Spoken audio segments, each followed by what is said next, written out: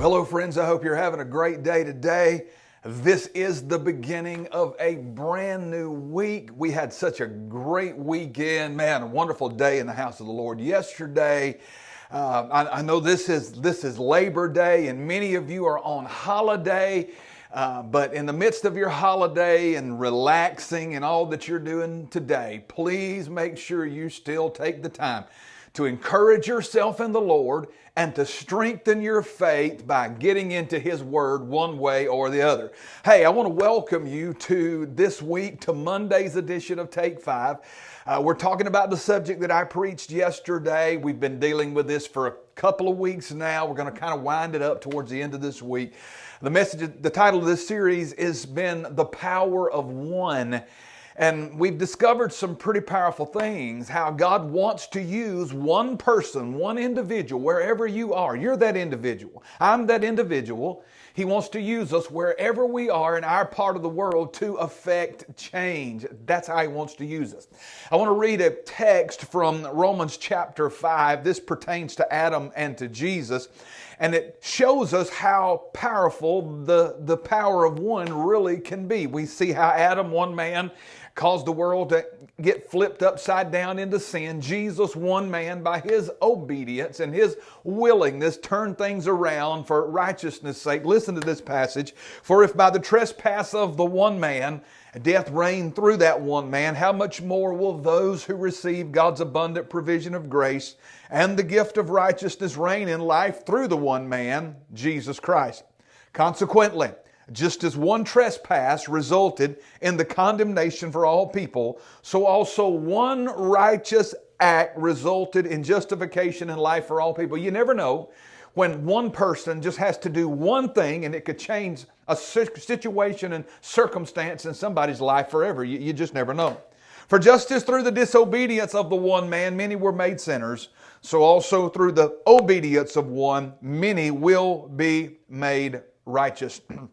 So we see the comparison there. Adam, one man, caused so much trouble with his disobedience. Jesus, one man, caused so much victory because of His obedience. That's all it takes. God's just looking for one person that is willing and obedient, one person that He can trust, and He will use you to turn your part of the world upside down.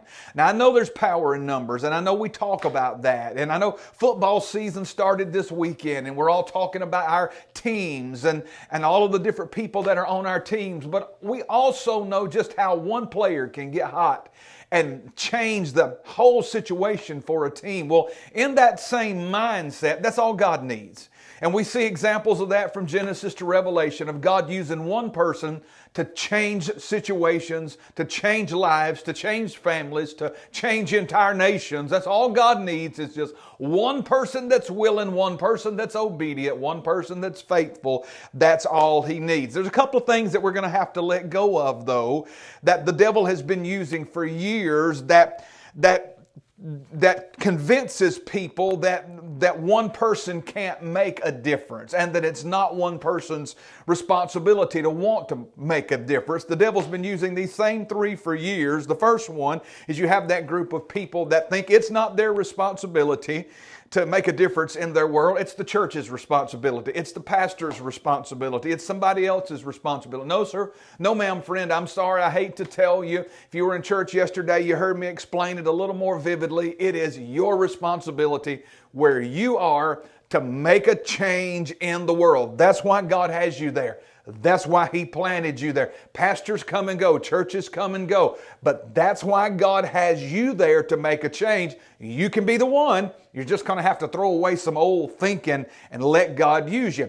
Secondly, you'll find that group of people that think that they have to have a title and a pulpit and a platform before they can affect change. No. All you need is a willing heart. All you have to be is born again. All you have to be is filled with God's Spirit and have an understanding of His Word, and God wants to use you. You don't need anything else. And then thirdly, you have that group of people that really think low of themselves. They don't think they have anything to offer. They think one person can't make a difference. And again, I tell you, friend, with God, you can make a difference in the part of the world where you exist. There are three pieces of evidence we've been talking about, or we've only talked about two. We're going to talk about one this week. Last week we talked about the importance of one.